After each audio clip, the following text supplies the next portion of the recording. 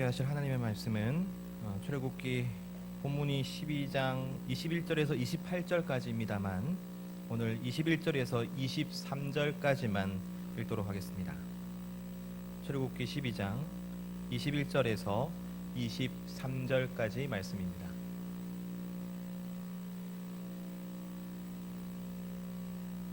출애굽기 12장 21절에서 23절까지의 말씀 함께 한 목소리로 읽으시겠습니다. 시작. 모세가 이스라엘 모든 장로를 불러서 그들에게 이르되 너희는 나가서 너희의 가족대로 어린 양을 택하여 유월절 양으로 잡고 우슬초 묶음을 가져다가 그릇에 담은 피에 적셔서 그 피를 문 인방과 좌우 설주에 뿌리고 아침까지 한 사람도 자기 집 문 밖에 나가지 말라. 여호와께서 애굽 사람들에게 재앙을 내리려고 지나가실 때에 문 인방과 좌우 문설주의 피를 보시면 여호와께서 그 문을 넘으시고 멸하는 자에게 너희 집에 들어가서 너희를 치지 못하게 하실 것임이니라. 아멘. 애굽에서 평화롭게 살던 이스라엘 백성들에게 박해와 핍박이라는 뉴 노멀이 닥쳤습니다. 그 이유는 이스라엘이 하나님의 장자였기 때문이었습니다. 장자였음에도 불구하고 그들은 애굽 가운데 애굽과 똑같이 애굽처럼 살아가고 있었기 때문입니다. 그래서 하나님은 그들을 애굽과 구별시키려 하셨습니다.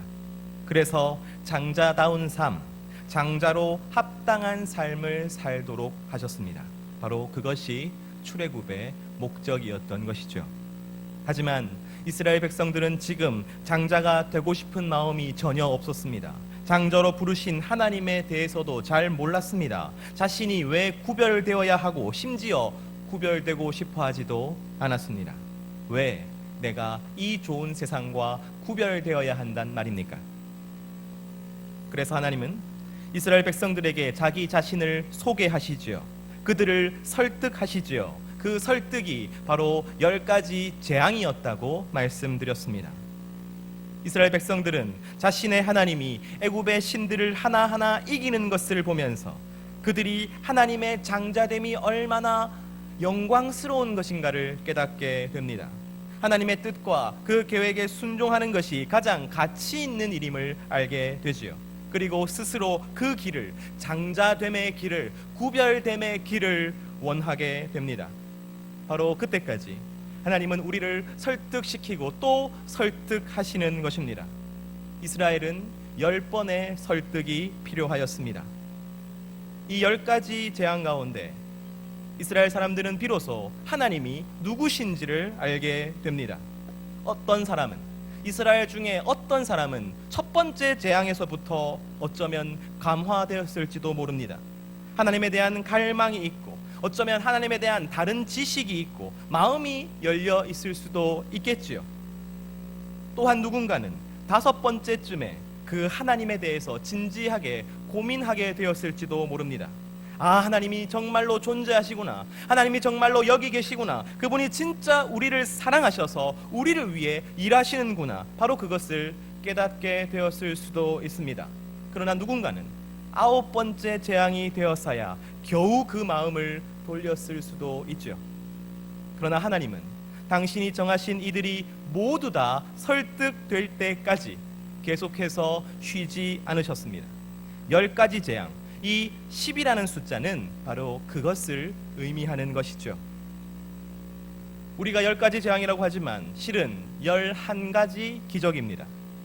첫 번째 기적이었던 나일강이 핏물로 바뀌는 기적, 그 앞에 실은 한 가지 기적이 더 있습니다. 우리는 그것을 심상히 지나치지만 사실은 저는 이것이야말로 첫 번째 기적이었다고 생각합니다. 출애굽기 7장 11절에서 12절 말씀 함께 읽습니다. 시작.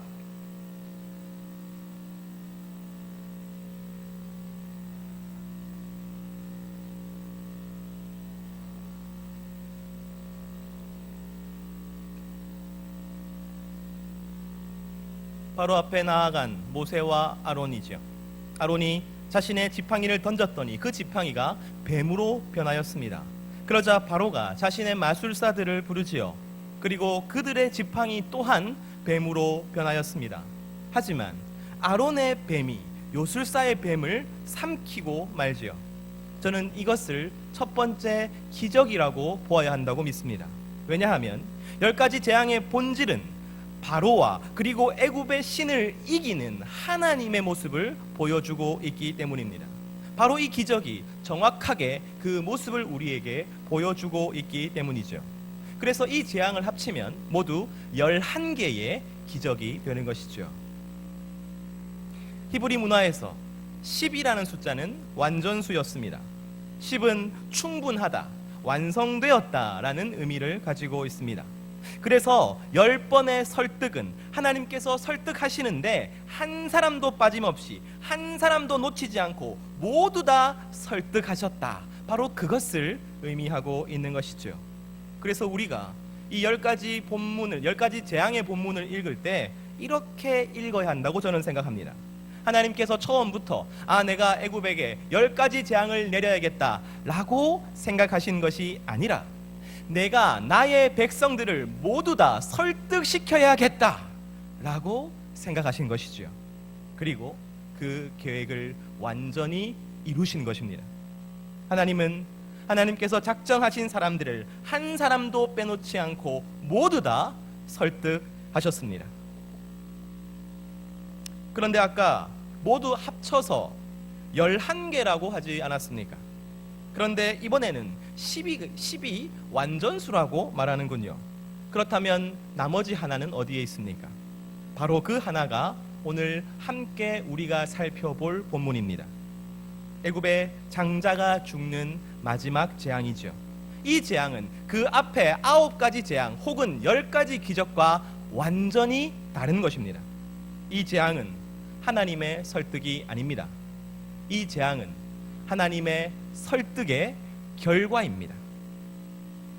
애굽의 모든 장자가 죽는 이 마지막 재앙은 그 전의 재앙과는 완전히 틀립니다. 이전의 재앙은 이스라엘 백성들이 특별히 할 것이 없었습니다. 그들은 가만히 서서 하나님께서 하시는 것을 보기만 하면 되었죠. 듣기만 하면 되었습니다. 하나님께서 모두 다 알아서 하시는 것이죠. 하지만 이 마지막 재앙에서는 달라집니다. 왜냐하면 이스라엘 백성들이 그 전에 설득을 통하여 10번의 설득을 통하여 모두 다 설득되었기 때문입니다. 이제 이스라엘 백성들은 하나님이 누구신지 알게 되었습니다. 이제 이스라엘 백성들은 하나님의 장자가 되는 것이 얼마나 귀한 것인지도 알게 되었습니다. 이제 그들은 세상과 구별될 준비가 된 것이죠. 그래서 하나님은 처음으로 그들에게 세상과 구별될 것을 요구하시는 것입니다. 하나님은 그들에게 어린 양을 택하여 유월절 제물로 죽이라고 하십니다. 그리고 우슬초 묶음을 가져다가 그릇에 담은 그 양의 피를 적셔서 문인방과 좌우 설주에 뿌리라고 합니다. 즉 그 양을 잡아서 그 피를 문에다가 바르라고 하는 것이죠. 그렇게 하면 하나님의 사자가 재앙을 내리려 할 때에 그 피를 보고 그 집을 넘어갈 것이라고 말합니다. 그래서 피를 바른 집은 재앙을 당하지 않게 되는 것이죠. 하지만 피를 바르지 않은 집은 모두 다 재앙을 당하게 될 것입니다. 그 집의 모든 장자가 죽게 될 것입니다. 유월절 다음 날, 하나님의 심판의 날 그 다음 날은 거대한 구별이 일어날 것입니다. 왜냐하면 애굽의 모든 집, 바로로부터 짐승에 이르기까지 모든 장자가 죽을 것이기 때문입니다. 하지만 이스라엘 백성들의 장자는 그 누구도 해를 입지 않을 것입니다. 이렇게 완전히 그들이 구별되어 버리는 것이죠. 그 구별됨이 먼저 애굽인들이, 먼저 세상이 견딜 수 없었습니다. 그래서 먼저 애굽인들이 이스라엘 보고 떠나달라고 돈과 폐물과 보물을 주면서 부탁하였던 것이죠. 여러분, 그러나 그것은 첫 번째 구별됨이 아니었습니다. 첫 번째로 일어났던 구별이 무엇입니까? 무엇이 이스라엘 백성과 애굽을 다르게 만들었습니까? 무엇이 이스라엘 백성과 세상을 다르게 만들었습니까? 그것은 이스라엘 백성들이 하나님의 말씀을 믿은 것입니다. 성도와 세상의 구별은 언제나 믿음에서 시작되는 것이죠. 하나님의 말씀을 믿는가? 하나님의 말씀을 믿지 않는가? 바로 이것이 성도에게 일어나는 첫 번째 구별입니다. 하나님은 끊임없는 설득을 통해서 성도와 세상을 구별하십니다. 그런데 그 구별의 결과가 첫 번째로 믿음에서 나타나는 것이죠. 우리가 10가지 재앙의 본문을 단순히 하나님께서 애굽처럼 이 세상을 심판하실 것이고 반대로 성도는 보호하시고 성도로 하여금 승리하게 하실 것이다, 이렇게 받아들여서는 안 되는 것입니다.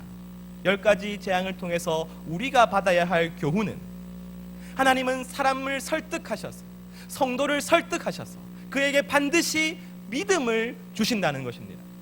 그러나 세상은 10가지 재앙을 겪고도 그 믿음을 받지 못한다는 것이지요. 바로 그것이 심판입니다. 아무리 해도 믿지 못하는 것. 하나님께서 우리를 장자로 만드실 때에 우리에게 무엇을 주십니까? 주님은 우리에게 믿음을 주시는 것입니다. 하나님이 세상과 우리를 구별시키실 때에 우리에게 주시는 것이 무엇입니까? 바로 믿음인 것이죠. 믿음이 먼저입니다. 믿음이 있어야 합니다. 오늘 이 출애굽의 이야기는 그 믿음이 어디에서 오는지를 생생하게 우리에게 보여주고 있는 것이죠. 원래 이스라엘 백성들은 믿음이 없었습니다. 그들 안에 믿음이라고는 찾아볼 수 없었습니다. 그런데 하나님께서 그들을 설득하시고 보여주시고 들려주시고 경험케 하셔서 결국 그들로 하여금 믿게 만드시는 것이죠. 믿음의 주체가 누구입니까? 바로 하나님이십니다. 그것 때문에 믿음이 선물이라고 우리에게 말씀하고 있는 것이죠. 에베소서 2장 8절 말씀 함께 읽습니다. 시작.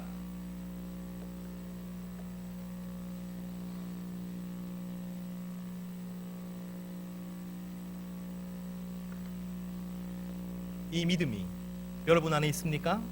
그것이 하나님의 끊임없는 설득의 결과임을 잊지 마십시오. 그리고 이 순간에도 하나님께서 여러분을 계속하여 설득하고 계시다는 것을 잊지 마십시오. 그러나 우리가 진짜로 잊어서는 안 되는 것이 있습니다. 오늘 본문에는 믿음보다도 중요한 것이 있습니다. 믿음보다도 소중한 것이 있습니다. 그것이 무엇인지 함께 살펴보죠. 제가 재미있는 이야기를 해드리겠습니다. 재미가 있어야 될 텐데요. 지난 겨울 수련회 때 제가 한번 했던 이야기입니다. 첫 번째 6월절 밤이 되었습니다. 이제 곧 있으면 하나님의 그 사자가 죽음의 재앙을 내리러 애굽 전역을 돌아다니게 될 것입니다. 그런데 여기에 두 가정이 있습니다. 첫 번째 가정은 애굽인의 가정입니다. 이 애굽인 아버지가 이스라엘 사람들끼리 하는 이야기를 엿듣게 되었습니다. 이제 애굽의 모든 가정의 모든 장자가 죽을 것이다. 안 죽을 방법이 하나가 있는데 그 집의 문에 양의 피를 바르는 것뿐이다. 여러분 얼마나 겁이 났겠습니까? 9번이나 당한 것이 있지 않겠습니까?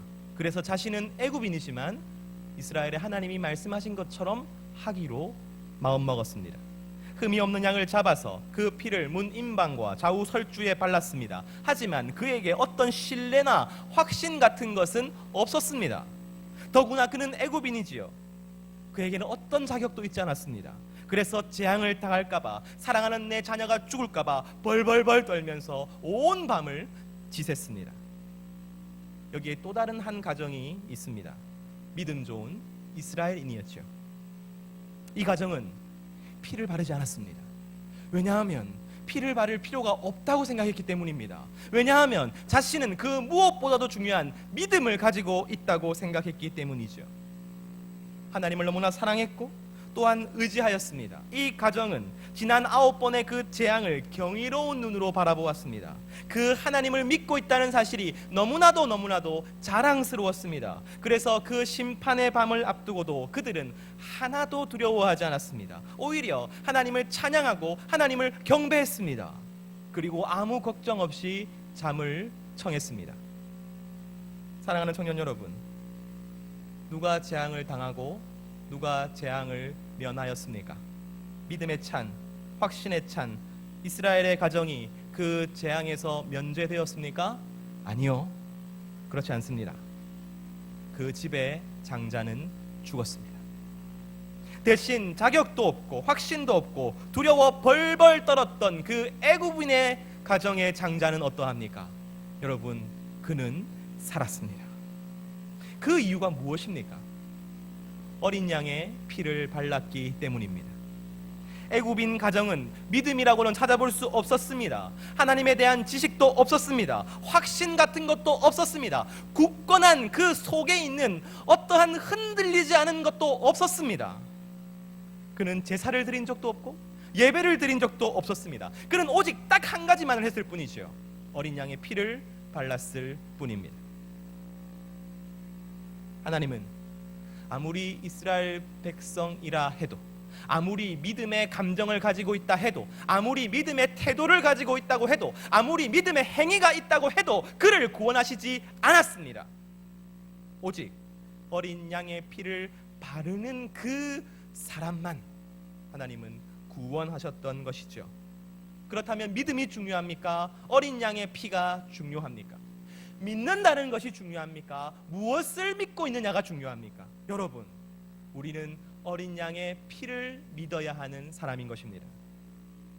하나님께서는 10번의 설득을 통하여 이스라엘 백성들의 마음 가운데 믿음을 만들어 주셨습니다. 그런데 그 믿음으로 무엇을 하기 원하십니까? 여러분, 다른 것이 아니에요. 오직 한 가지, 유월절 어린 양의 그 피를 의지할 것을 요구하고 계시는 것입니다. 하나님을 믿음으로 말미암아 어떤 감정이 생기고 어떤 기분이 들고 어떤 태도의 변화를 이루는 것을 먼저 요구하시는 것이 아니라, 어떤 종교의 행위를 하고 어떠한 헌신의 노력을 할 것을 요구하시는 것이 아니라 오직 그 어린 양의 피를 의지할 것을 요구하고 계시는 것입니다. 하나님을 믿는다는 것은 그 유월절 어린 양의 피를 의지한다는 것입니다. 요한복음 1장 29절 말씀 함께 읽습니다. 시작.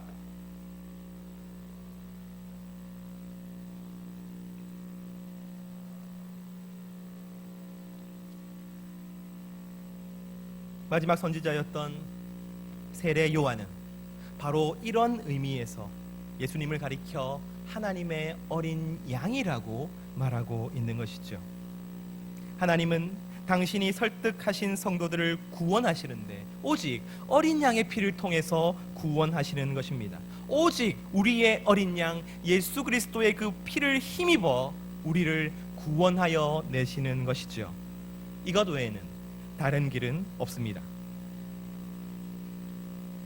기독교가 다른 종교에는 구원이 없다라고 단언하는 이유가 바로 이것입니다.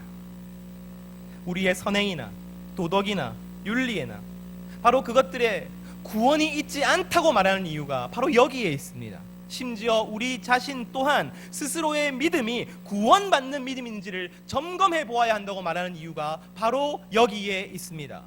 우리는 무엇을 믿고 있습니까? 우리는 오직 예수 그리스도의 보혈만이 나를 구원하여 주신다는 그 사실을 믿고 있는 것입니까? 여러분, 믿음이 중요하지요.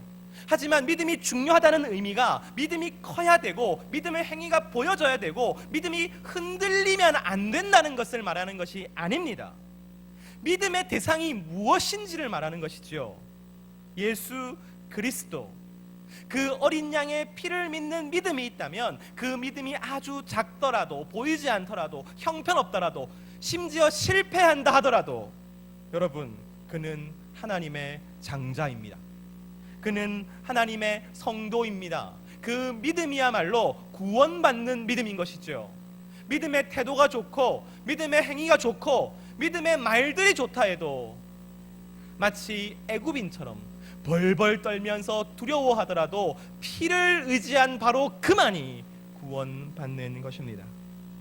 장자의 자격은 오직 어린 양의 보혈입니다. 그러므로 사랑하는 청년 여러분, 성경이 말하는 믿음은 국어사전에 나오는 것처럼 아무 의심 없이 신뢰하는 것이 아닙니다. 내 옆에 있는 친구보다 내가 더 뜨겁게 말하고 뜨겁게 기도하고 뜨겁게 행동하는 것이 아닙니다. 믿음은 오직 방향을 이야기하는 것입니다. 네가 무엇을 믿고 있느냐?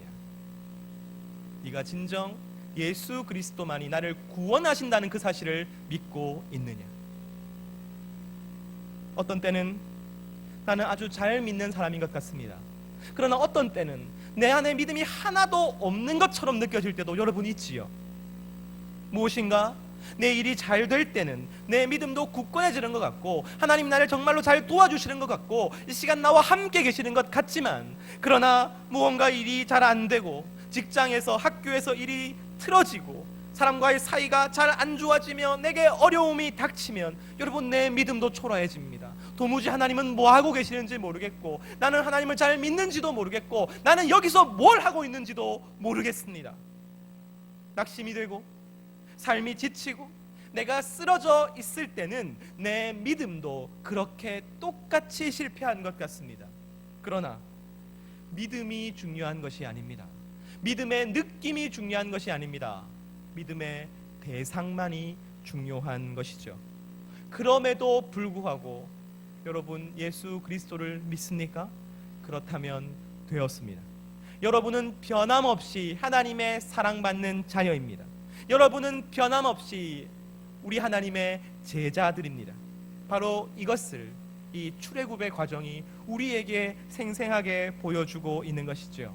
바로 이 과정을 바울은 이렇게 아름답게 표현하고 있습니다. 로마서 8장 29절에서 30절 좀 크게 읽었으면 좋겠어요. 함께 읽습니다. 시작.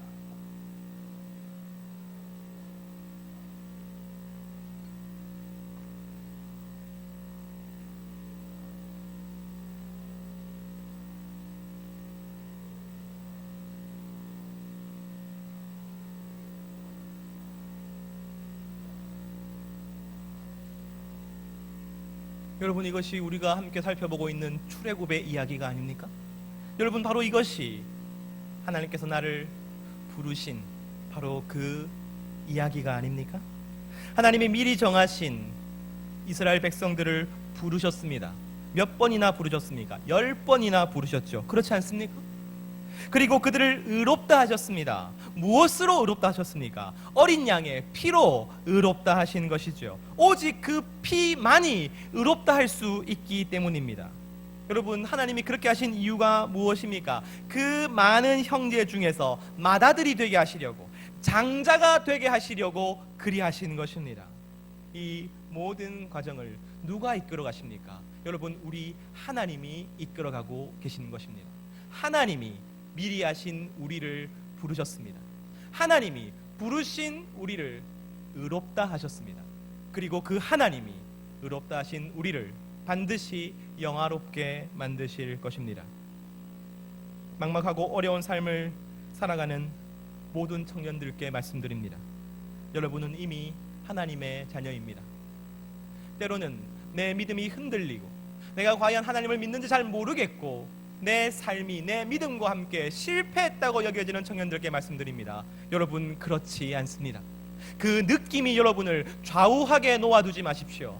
여러분의 믿음의 근거는 여러분 안에 있는 것이 아니라 여러분 밖에 있기 때문입니다. 오직 예수의 보혈만이 여러분의 믿음의 근거입니다. 여러분의 구원의 근거입니다. 고난과 고통과 외로움과 지침 가운데 있는 청년들께 말씀드립니다. 하나님은 지금 여러분을 설득하고 계십니다. 왜냐하면 여러분은 의롭다 하심에서 그치는 것이 아니라 반드시 영화롭게 되어야 하기 때문입니다. 온전해져야 되기 때문입니다. 완전해져야 되기 때문입니다.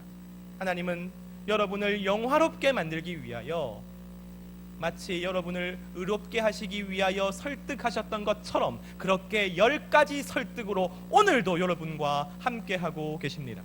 우리는 앞으로 출애굽기 강해를 통해서 그 하나님을 만나게 될 것입니다. 구원받는 데서 그치는 것이 아니라, 의롭다함을 받는 데서 그치는 것이 아니라 하나님의 목적이 우리를 어디로 이끌고 가시는가, 내 삶이 무엇을 위해 존재하는가, 우리는 어떻게 세상과 구별되어야 하는가, 바로 그것을 만나게 될 것입니다. 그러나 이 시간 기억하십시오. 그렇게 만드시는 분은 우리가 아니라 하나님이십니다. 마틴 로이드 존스 목사님은 이렇게 말했습니다. 믿음이란 고삐를 쥔 자에 의해 끌려가는 것이다. 우리의 믿음은 우리에게 달려있지 않지요. 설득을 통해서 믿음을 만들어내신 것도 하나님이시고, 그 피로 말미암아 우리를 구원해 주신 것도 하나님이시고, 이제 우리로 영화롭게 하기 위하여 우리를 또한 설득하실 분도 하나님이십니다. 내가 내 발로, 내 의지로, 내 믿음으로 뚜벅뚜벅 걸어가는 것이 믿음이 아니라, 어디로 갈지 갈피를 잡지 못하는 자가 그 고삐를 하나님께 맡겨드리는 것, 그래서 하나님이 이끌어 가시는 대로 나아가는 것, 바로 그것을 믿음이라고 부르는 것입니다. 피를 바른 그 사람들은 이제 애굽을 떠나게 될 것입니다. 피를 바른 그 사람들은 이제 홍해를 건너게 될 것입니다. 피를 바른 그 사람들은 이제 광야로 들어가서 광야 가운데 만나와 메추라기와 불기둥과 구름기둥을 체험하게 될 것입니다. 그리고 하나님은 피를 바른 그들을 하나님의 백성으로 만들어 낼 것입니다. 바로 그것이 오늘 하나님께서 여러분에게 주시는 약속인 것이죠. 여러분, 일어나 보혈의 은혜를 의지하십시오. 다른 것이 아니라 여러분의 생각이나 여러분의 습관이나 여러분의 행위나 여러분의 느낌이 아니라, 여러분의 느낌이 아니라 하나님의 그 어린 양 예수 그리스도의 보혈을 의지하십시오. 바로 그것이 첫 번째 구별됨이었습니다. 오늘 이 시간 첫 번째 구별하게 해주신 그 하나님의 은혜를 기억하고, 아직 내게 그 구별됨이 없다면 주님 예수의 보혈의 은혜를 믿는 오늘 이 시간 되게 하여 주시옵소서. 간절히 기도하는 우리 모두가 되기를 소원합니다. 이 시간 기도하겠습니다. 주님, 내가 오직 예수님의 십자가 공로를 의지하게 하여 주시옵소서. 주님, 내가 성도다운 성도로서 세상과 구별되게 살아가게 하여 주시옵소서. 이 시간 함께 주님 앞에 기도드리겠습니다. 기도합니다. 하나님 아버지, 시간 주님께 나아갑니다. 우리와